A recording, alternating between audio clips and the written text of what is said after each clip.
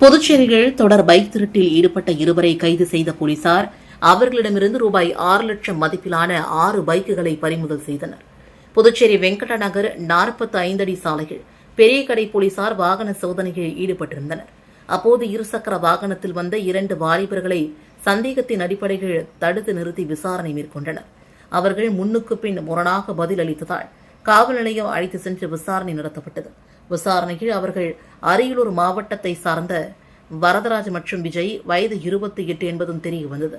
அவர்கள் ஓட்டி வந்த இருசக்கர வாகனம் புதுவை நீடராஜப்பெயர் வீதி அமுதசுரபி அருகே நிறுத்தி வைக்கப்பட்டிருந்த திருட்டு வாகனம் என்பதும் உறுதி செய்யப்பட்டது. இதனையடுத்து கைது செய்யப்பட்ட இருவரிடமும் போலீசார் நடத்திய விசாரணைகள் புதுவையின் பல்வேறு பகுதிகளிலும் மேலும் 5 இருசக்கர வாகனங்களை திருடியதை ஒப்புக்கொண்டனர். இதனையடுத்து ரூபாய் 6 லட்சம் மதிப்பிலான 6 இருசக்கர வாகனங்கள் பறிமுதல் செய்யப்பட்டன. கைது செய்யப்பட்ட வரதராஜ் தனியார் நிறுவனத்தில் வெல்டராக பணியாற்றி வருபவர். இவர் மீது ஜெயங்கொண்டாம் காவல் நிலையத்தில் 7 திருட்டு வழக்குகள் உள்ளன. விஜய் மெக்கானிக்கல் டிப்ளமோ படித்துவிட்டு கோழி பண்ணையில் வேலை பார்த்து வருகிறார். இவர் மீது மெயின் சுருட்டி காவல் நிலையத்தில் 2 அடிதடி வழக்குகள் இருப்பதும் தெரிய வந்தது. போலீஸ் காவல் விசாரணை முடிந்த நிலையில் இருவரும் மீண்டும் சிறையில் அடைக்கப்பட்டனர். இருசக்கர வாகனம் மீது பேருந்து மோதி விபத்தில் பொறியியல் மாணவர் சம்பவ இடத்திலேயே உடல் நசுங்கி உயிரிழந்த சம்பவம் சோகத்தை ஏற்படுத்தியுள்ளது. புதுவை லாஸ்பேட்டை பாண்டி நகரை சார்ந்தவர் மோகன் துணிக்கடையில் வேலை பார்த்து வருகிறார். இவரது மகன் கேசவன் வயது 20. அரியூரில் உள்ள தனியார் பொறியியல் கல்லூரியில் பிடெக் 2ஆம் ஆண்டு படித்து வந்தார். இன்று காலை அதே கல்லூரியில் படிக்கும் தனது நண்பரான பெரிய காலாப்பட்டு மனோஜ் என்பவருடன் இருசக்கர வாகனத்தில் கல்லூரிக்கு சென்று கொண்டிருந்தார். வாகனத்தை மனோஜ் ஓட்ட கேசவன் பின்னால் அமர்ந்து சென்று கொண்டிருந்தார். இருசக்கர வாகனம் ரெட்டியார்பாளையம் பழவங்கரஞ்சாவடி அருகில் வந்தபோது பின்னால் வந்த தனியார் பேருந்து இருசக்கர வாகனம் மீது மோதியுள்ளது. இதில் நிலை தடுமாறி கேசவன் சாலையிலும் மனோஜ் மறுபுறம் விழுந்துள்ளனர். அப்போது கண்ணிமிக்கும் நேரத்தில் பேருந்தின் சக்கரம் கேசவன் மீது ஏறி இறங்கியுள்ளது. இதில் உடல் நசுங்கி கேசவன் சம்பவ இடத்திலேயே உயிரிழந்தார். அதிர்ஷ்டவசமாக மனோஜ் லேசான காயங்களுடன் உயிர் தப்பினார். இதனை கண்ட பொதுமக்களும் வாகன ஓட்டிகளும் அதிர்ச்சி அடைந்தனர். இதுகுறித்து தகவல் அறிந்த வடக்கு போக்குவரத்து போலீசார் விரைந்து வந்து உடலை கைப்பற்றி பிரேத பரிசோதனைக்காக அரசு மருத்துவமனைக்கு அனுப்பி வைத்தனர். மேலும் வழக்கு பதிவு செய்து விசாரணையும் மேற்கொண்டு வருகின்றனர். மாணவர் விபத்தில் உயிரிழந்த செய்தி அறிந்த அவரது பெற்றோர் மற்றும் உறவினர்கள் கதறி அழுதது அப்பகுதியில் பெரும் சோகத்தை ஏற்படுத்தியது. புதுச்சேரி முதல்வர் ரங்கசாமிக்கும் தமிழக முதல்வர் விஜயகுமார் நட்பு வேறு, அரசியல் நிலைப்பாடு வேறு என்று அமைச்சர் நமச்சிவாயம் திட்டவட்டமாக தெரிவித்துள்ளார். இதுகுறித்து செய்தியாளர்களிடம் பேசிய அவர், டெல்லியில் பிரதமரை சந்தித்து பேசினார். அப்போது புதுவை வளர்ச்சிக்கு முழு ஒத்துழைப்பு தருவதாக உறுதியளித்துள்ளார். எங்கள் தேசிய தலைமையும் முதல்வரும் பேசி அமைச்சரவை விரிவாக்கம், இலாக்கா நியமன சட்டமன்ற உறுப்பினர் குறித்து முடிவு செய்வர். இது விரைவாக நடக்கும். பாஜக தலைவர் அமைச்சர் பதவி கேட்பதால் தான் இந்த தாமதம் என கேட்கிறீர்கள். அதேபோல இல்லை. அகில இந்திய தலைமை முதல்வரிடம் பேசி முடிவெடுக்கும். அரசியலை பொறுத்தவரை நிரந்தர எதிரியுமில்லை, நிரந்தர நண்பரும் இல்லை. புதுச்சேரி முதல்வர் ரங்கசாமிக்கும் தமிழக முதல்வர் விஜயகுமார் நட்பு வேறு, அரசியல் நிலைப்பாடு வேறு.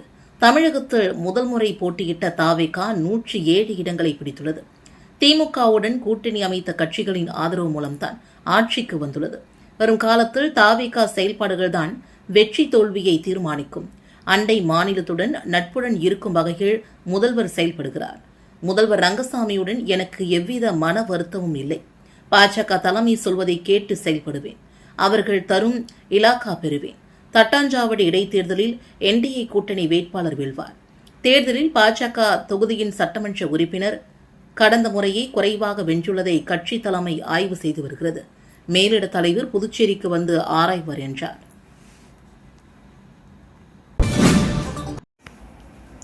புதுச்சேரி கல்வி நிறுவனங்களில் சிபிஎஸ்இ பாடத்திட்டத்தின் கீழ் பிரெஞ்சு மொழியை வட்டார மொழியாக அங்கீகரிக்க வேண்டும் என்று முதலமைச்சர் ரங்கசாமி மத்திய அரசிற்கு கோரிக்கை விடுத்துள்ளார்.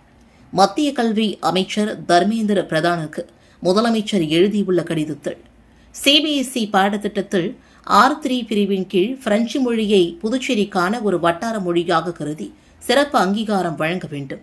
பிரெஞ்சு என்பது புதுச்சேரியை பொறுத்தவரை வெறும் அந்நிய மொழி அல்ல. அது பிரான்ஸ் நாட்டுடனான நீண்ட கால தொடர்பின் மூலமாக உருவான புதுச்சேரியின் வரலாற்று மற்றும் கலாச்சார அடையாளத்தின் அங்கமாகும். புதுச்சேரியில் வசிக்கும் பலர் இன்றும் பிரான்ஸ் நாட்டுடன் நெருங்கிய உறவை பேணி வருகின்றனர். பலர் பிரெஞ்சு குடியுரிமை பெற்றவர்களாகவும் பிரான்ஸ் தேர்தல்களில் பங்கேற்பாளர்களும் உள்ளனர். இவ்வாறாக தெரிவித்துள்ளார். மேலும் பெற்றோர்கள், கல்வியாளர்கள் மற்றும் பல்வேறு பொது அமைப்புகளிடமிருந்து பிரெஞ்சு மொழி கல்வியை தொடரக் கோரி தனக்கு ஏராளமான மனுக்கள் வந்துள்ளதாக குறிப்பிட்டுள்ள முதலமைச்சர் ரங்கசாமி அவர்கள், தேசிய கல்விக் கொள்கையின் நோக்கங்களை சிதைக்காமல் புதுச்சேரியின் தனித்துவமான மொழிகள் பாரம்பரியத்தை பாதுகாக்கும் ஒரு சமநிலையான தீர்வை மத்திய கல்வி அமைச்சகம் விரைந்து வழங்க வேண்டுமென்று வலியுறுத்தியுள்ளார். புதுச்சேரி நபரிடம் ரூபாய் 73,000 மோசடி செய்தது குறித்து சைபர் கிரைம் போலீசார் வழக்கு பதிந்து விசாரித்து வருகின்றனர். புதுச்சேரி ராஜீவ்காந்தி நகரை சார்ந்தவரை மர்ம நபர் ஒருவர் டெலிகிராம் ஆன்லைன் செயலி மூலமாக தொடர்பு கொண்டு வீட்டில் இருந்தபடியே பகுதி நேர வேலை செய்து தினமும் ஆயிரக்கணக்கில் பணம் சம்பாதிக்கலாம் என்று ஆசை வார்த்தை கூறினார். இதனை நம்பி அவருக்கு ஆரம்பத்தில் எளிய பணிகளை வழங்கி அதற்கு சிறிய தொகையை லாபமாக கொடுத்தனர். அதன் பிறகு குறிப்பிட்ட தொகையை முதலீடு செய்தால் அதிக லாபம் பெறலாம் என்று கூறினர். அதனை நம்பி அவர் 73,450 ரூபாயை அனுப்பினார். பின் அவருக்கு கொடுக்கப்பட்ட பணிகளை செய்து முடித்தார். ஆனால் அவரால் லாபத்தை எடுக்க முடியவில்லை. அதன் பிறகே தான் ஏமாற்றப்பட்டதும் தெரிய வந்தது. அதேபோல மேட்டுப்பாளையத்தை சார்ந்த நபர் 18,000 ரூபாயை ஆன்லைன் மோசடியில் இழந்திருக்கிறார். 2 பேரும் சேர்ந்து மொத்தம் ரூபாய் 91,450 ஆன்லைன் மோசடியில் இழந்திருக்கிறார்கள். இதுகுறித்த புகார்களின் அடிப்படையில் சைபர் கிரைம் போலீசார் வழக்கு பதிந்து விசாரித்து வருகின்றனர். புதுச்சேரியில் சிறுமியை கடத்தி சென்று பாலியல் பலாத்காரம் செய்த வழக்கில் ரவுடிக்கு 20 ஆண்டுகள் சிறை தண்டனை விதித்து புதுச்சேரி போக்சோ சிறப்பு நீதிமன்றம் தீர்ப்பளித்துள்ளது. புதுச்சேரி வில்லியனூர் அடுத்த அரும்பார்த்தபுரம் நடராஜ நகரை சார்ந்தவர் பாம் எழில் என்கின்ற எழிலரசன், வயது 24, பெயிண்டர் வேலை செய்து வருகிறார். இவர் மீது ஒரு கொலை வழக்கு உட்பட 6 வழக்குகள் நிலுவையில் உள்ளன. இந்நிலையில் எழிலரசனுக்கும் கடந்த 2023ஆம் ஆண்டு லாஸ்பேட்டை எல்லைக்குட்பட்ட பகுதியை சார்ந்த 15 வயது சிறுமியுடன் பழக்கம் ஏற்பட்டது. இதனையடுத்து 2023ஆம் ஆண்டு ஜனவரி 19ஆம் தேதி பாம் எழில் சிறுமியிடம் ஆசை வார்த்தை கூறி கடத்தி சென்று கட்டாயப்படுத்தி பாலியல் பலாத்காரம் செய்தார். இதுகுறித்து பாதிக்கப்பட்ட சிறுமியின் பெற்றோர் அளித்த புகாரின் அடிப்படையில் லாஸ்பேட்டை போலீசார் போக்சோ திட்டத்தின் கீழ் வழக்கு பதிவு செய்து எழிலரசனை கைது செய்து சிறையில் அடைத்தனர். இந்த வழக்கு போக்சோ விரைவு நீதிமன்றத்தில் நடந்து வந்தது. அரசு சார்பில் சிறப்பு வழக்கறிஞராக பச்சையப்பன் ஆஜரானார். இந்த வழக்கு விசாரணை முடிந்து நீதிபதி சுமதி நேற்று தீர்ப்பு வழங்கினார். இதில் எழிலரசனுக்கு போக்சோ சட்டத்தின் கீழ் 20 ஆண்டுகள் கடுங்காவல் சிறை தண்டனையும், சிறுமி கடத்தல் பிரிவில் 10 ஆண்டுகள் கடுங்காவல் சிறை தண்டனையும் மற்றும் 20,000 ரூபாய் அபராதமும் விதிக்கப்பட்டது. தண்டனைகளை ஏக காலத்தில் அனுபவிக்க நீதிபதி உத்தரவிட்டார். மேலும் பாதிக்கப்பட்ட சிறுமிக்கு புதுச்சேரி அரசு 4 லட்சம் ரூபாய் இழப்பீடு தொகையாக வழங்க வேண்டும் என்று தீர்ப்பு வழங்கப்பட்டது. நீதிமன்ற தீர்ப்பை தொடர்ந்து குற்றவாளி எழிலரசன் புதுச்சேரி காலாப்பட்டு மத்திய சிறையில் அடைக்கப்பட்டார். புதுச்சேரியில் கொள்ளையடிக்க திட்டமிட்டு கத்தி உள்ளிட்ட பயங்கர ஆயுதங்களுடன் பதுங்கியிருந்த 8 பேரை போலீசார் கைது செய்தனர். லாஸ்பேட்டை பகுதியில் நேற்று முன்தினம் இரவு சந்தேகப்படும்படி ஒரு கும்பல் நடமாடுவதாக போலீசாருக்கு தகவல் கிடைத்தது. இதனையடுத்து லாஸ்பேட்டை சப் இன்ஸ்பெக்டர் பாபு மற்றும் போலீசார் அங்கு விரைந்து சென்றனர். அப்போது அங்கு கத்தியுடன் மறைந்திருந்த 8 பேரை போலீசார் சுற்றி வளைத்து பிடித்தனர். விசாரணையில் லாஸ்பேட்டையை சார்ந்த டக்கி விக்கி என்கின்ற விக்னேஷ் குமரன் வயது 27, குஸ்கா பாஸ்கர் என்கின்ற பாஸ்கர் வயது 23, ரைஸ் என்கின்ற அகிலன் வயது 23, நாராயணன் வயது 29, ஹரிஹரன் வயது 29, ஏர்போர்ட் என்கின்ற ஹரிபிரசாத் வயது 18, மனோஜ் வயது 20, பிரவீன் வயது 22 என்பதும் அவர்கள் அப்பகுதியில் கொள்ளையடிக்க சதி திட்டம் தீட்டியதும் தெரிய வந்தது. அவர்கள் மீது போலீசார் வழக்கு பதிந்து 8 பேரையும் கைது செய்தனர். அவர்களிடமிருந்து கத்திகளும் பறிமுதல் செய்யப்பட்டன. மணவெளி சட்டமன்ற தொகுதிகள் திம்மநாயக்கன் பாளையம் மற்றும் பூரணாங்குப்பம் ஆகிய பஞ்சாயத்துகளில் 100 நாள் பணியினை சட்டமன்ற உறுப்பினர் ராமு பூமி பூஜை செய்து துவக்கி வைத்தார். அரியங்குப்பம் வட்டார வளர்ச்சி அலுவலகம் மூலமாக மணவெளி சட்டமன்ற தொகுதிக்குட்பட்ட திம்மநாயக்கன் பாளையம் மற்றும் பூரணாங்குப்பம் கிராம பஞ்சாயத்துகளில் மகாத்மா காந்தி தேசிய ஊரக வேலை உறுதி திட்டத்தின் மூலமாக திம்மநாயக்கன் பாளையம் கிராம பஞ்சாயத்து உட்பட பல்ல மதகு முதல் ஏரி முகத்துவாரம் வரை உள்ள ஏரியை துருவாரி ஆழப்படுத்துதல் பணிக்கு 24,07,000 மதிப்பீட்டிலும் பூரணங்குப்பம் கிராம பஞ்சாயத்துக்குட்பட்ட குளத்தை தூர்வாரி ஆழப்படுத்துதல் பணிக்கு 2,55,000 ரூபாய் மதிப்பீட்டிலும், பூரணங்குப்பம் கிராம பஞ்சாயத்துக்குட்பட்ட வண்ணான்குளம் முதல் விஜயமா நகர் வரை உள்ள வாய்க்காலை தூர்வாரி ஆழப்படுத்துதல் பணிக்கு 65,000 ரூபாய் மதிப்பீட்டிலும், இவ்வாறாக மொத்தம் 27,27,000 ரூபாய்க்கான பணிகள் மேற்கொள்ளப்பட்டது. இதனை சட்டமன்ற உறுப்பினர் ராமு பூமி பூஜை செய்து தொடங்கி வைத்தார். இந்த நிகழ்ச்சியில் வட்டார வளர்ச்சி அதிகாரி சௌந்தரி, உதவி பொறியாளர் ராமன், இளைநிலை பொறியாளர் தன்ராஜ், பணி ஆய்வாளர் கணேசன், கிராம திட்ட ஊழியர்கள், பொதுமக்கள் உட்பட பலரும் கலந்து கொண்டு சிறப்பித்தனர். திருக்காஞ்சி ஸ்ரீ கெங்கைவாரக நந்தீஸ்வரர் ஆலயத்தில் நடைபெற்ற குருபெயர்ச்சி விழாவில் திரளான பக்தர்கள் கலந்து கொண்டு சுவாமி தரிசனம் செய்தனர். மிதுன ராசியிலிருந்து கடகராசிக்கு குரு பகவான் இன்று பயிற்சி அடைந்ததை தொடர்ந்து திருக்காஞ்சி ஸ்ரீ காமாட்சி ஸ்ரீ மீனாட்சி உடனுரை அருள்மிகு ஸ்ரீ கங்கைவாரக நந்தீஸ்வரர் ஆலயத்தில் சிறப்பு அலங்காரத்தில் குரு பகவான் பக்தர்களுக்கு அருள் பாலித்தார். நவகிரகங்களில் நன்மைகளை வாரி வழங்குபவரான குரு பகவான் ஆண்டுதோறும் ஒவ்வொரு ராசிக்கும் பயிற்சியாவார். இந்த ஆண்டு மே 26 செவ்வாய் இன்று காலை 11 மணிக்கு மிதுன ராசியிலிருந்து கடக ராசிக்கு பயிற்சியடைந்தார்.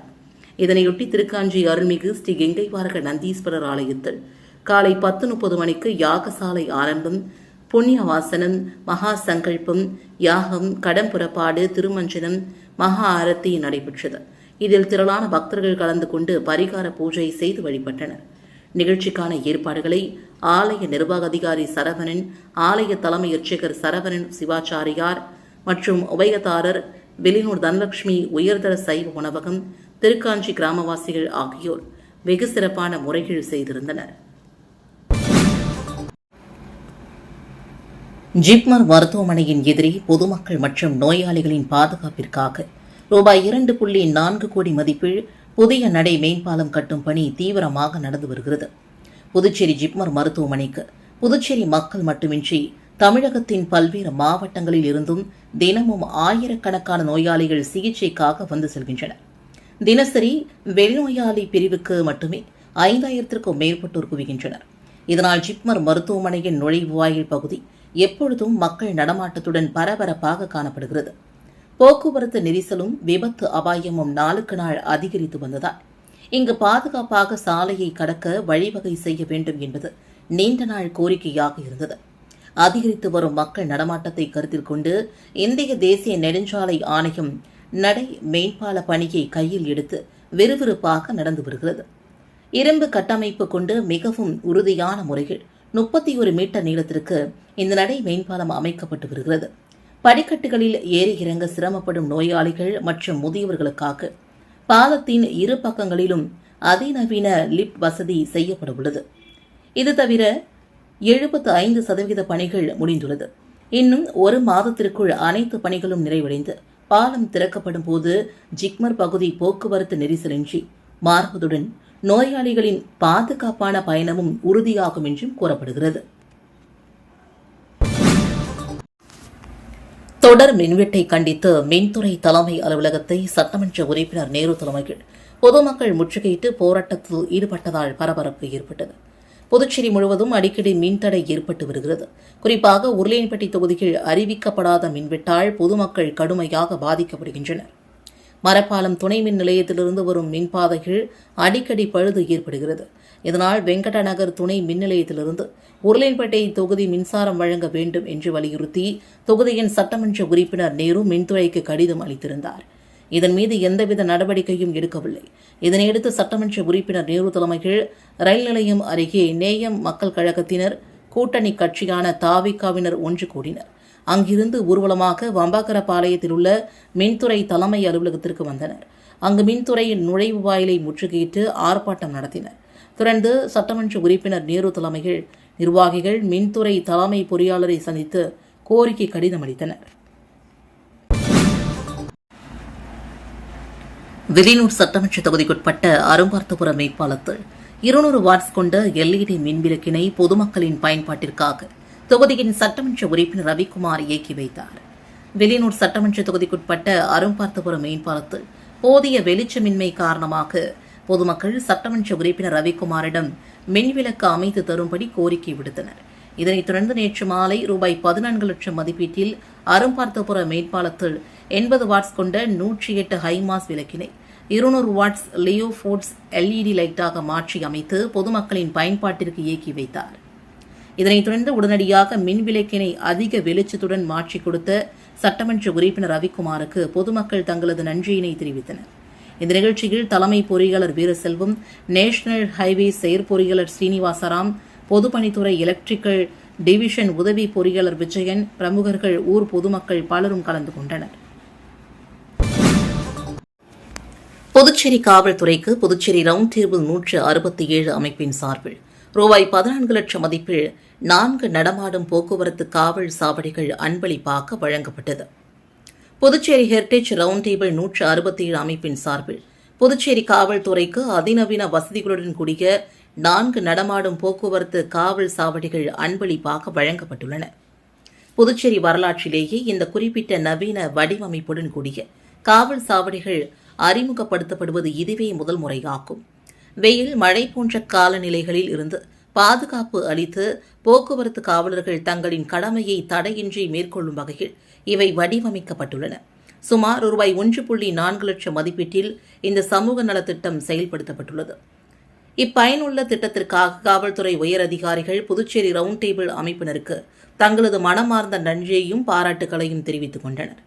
இந்த நிகழ்ச்சியில் DIG Sathyasundaram, senior SP Kalaivanan, SSP Rajender, போக்குவரத்து காவல்துறை எஸ்பி ரச்சனா சிங் மற்றும் புதுச்சேரி ரவுண்ட் டேபிள் 167 சார்பில் தலைவர் மோதிகுமார், துணைத் தலைவர் முரளி, திட்ட ஒருங்கிணைப்பாளர் வெங்கட், ஊரக ஒருங்கிணைப்பாளர்கள் கெவின், பாலா, விக்னேஷ்வேஷ் உட்பட காவல்துறையின் உயர் அதிகாரிகளும் ரவுண்ட் டேபிள் அமைப்பின் முக்கிய உறுப்பினர்களும் திரளாக கலந்து கொண்டனர்.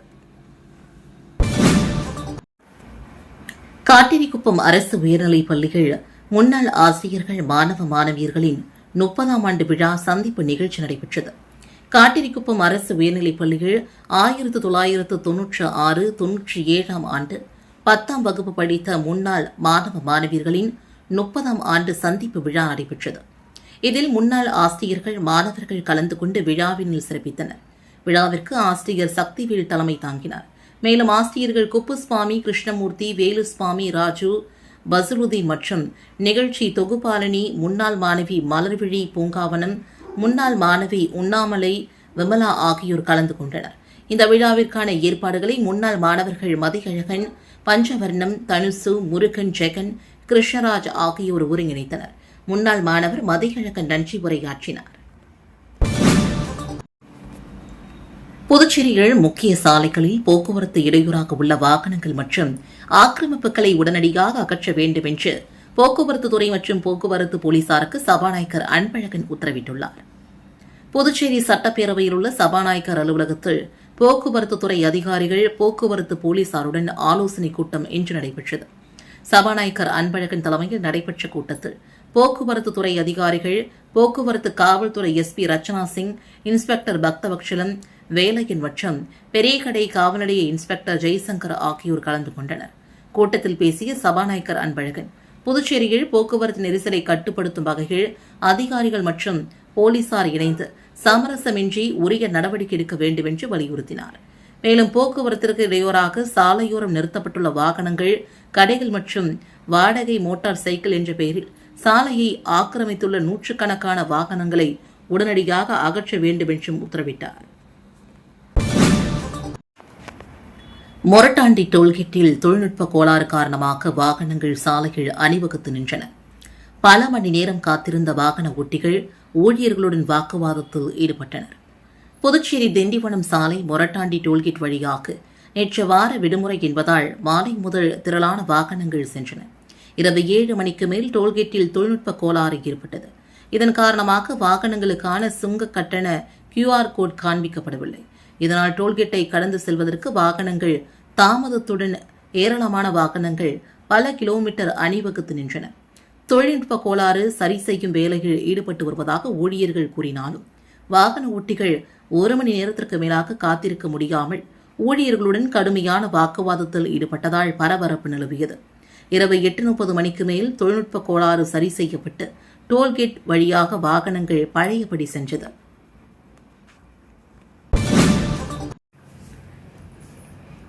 விலையூர் கங்கைவாரக நந்தீஸ்வரர் ஆலயத்தில் நாளை செவ்வாய்க்கிழமை நடைபெறும் குருபூஜை விழாவை முன்னிட்டு ஆலயத்தின் சிறப்பு ஏற்பாடு செய்யப்பட்டுள்ளது. புதுச்சேரி மாநிலம் வில்லியனூர் கொம்யூன் திருக்காஞ்சி காசியிலும் வீசமுள்ள அருள்மிகு ஸ்ரீ காமாட்சி மீனாட்சி உடனுரை ஸ்ரீ கங்கைவாரக நந்தீஸ்வரர் ஆலயத்தில் 26ஆம் தேதி நாளை குரு பூஜை பெயர்ச்சி சிறப்பு பூஜை நடைபெறுகிறது. மிதுன ராசியில் உள்ள குரு பகவான் நாளை 26ஆம் தேதி காலை 11 மணிக்கு கடக ராசிக்கு இடம்பெயர்கிறார். அதனையொட்டி திருக்காஞ்சி அருள்மிகு ஸ்ரீ கங்கைவாரக நந்தீஸ்வரர் கோவிலில் சிறப்பு பூஜைக்கு ஏற்பாடு செய்யப்பட்டுள்ளது.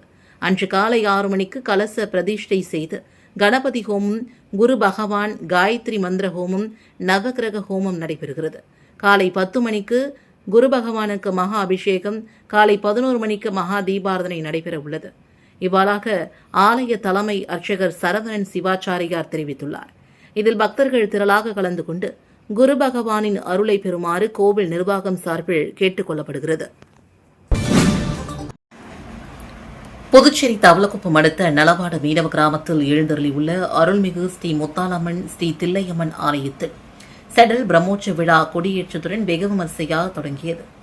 கடலூர் மாவட்டம் செங்கிரிக்குடி ஊராட்சி மற்றும் புதுச்சேரி அரியங்குப்பம் கொம்யூன் நலவாடு கிராமத்தில் எழுந்தருளியிருக்கும் அருள்மிகு ஸ்ரீ முத்தாலம்மன் ஸ்ரீ தில்லையம்மன் ஆலய 84ஆம் ஆண்டு செடல் உற்சவம் வருகின்ற வெள்ளிக்கிழமை 29ஆம் தேதி நடைபெறவுள்ளது. பிரம்மோற்சவ விழாவின் தொடக்கமாக கொடியேற்றுதல் நிகழ்வு, சாகை வார்த்தல் மற்றும் அம்மனுக்கு மஞ்சள் குட அபிஷேகத்துடன் நேற்று தொடங்கியது.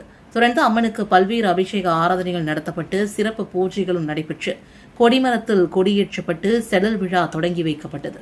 விழா நாட்களில் நாள்தோறும் விநாயகன், முருகன் வீதி உலா, முத்தாலம்மன் வீதி உலா மற்றும் ஸ்ரீ சிவ குடும்பம் வீதி உலா ஆகியவை நடைபெறவுள்ளது. விழா காலங்களில் காலை அம்மனுக்கு சிறப்பு அபிஷேகமும், மாலை நேரங்களில் சிறப்பு தீபாரதனைகளும் நடைபெறும். அதனைத் தொடர்ந்து திரைப்படங்கள், சினிமா, இசை நிகழ்ச்சி மற்றும் வான வேடிக்கைகளும் நடைபெறுகிறது. நிகழ்ச்சிக்கான ஏற்பாடுகளை தலைவர், பஞ்சாயத்தாளர்கள் மற்றும் நலவாடு கிராம பொதுமக்கள் செய்திருந்தனர். புதுச்சேரி அடுத்த மொரட்டாண்டி சனீஸ்வர கோவிலில் நடந்த குரு பூஜை விழாவில் திரளான பக்தர்கள் கலந்து கொண்டு சுவாமி தரிசனம் செய்தனர்.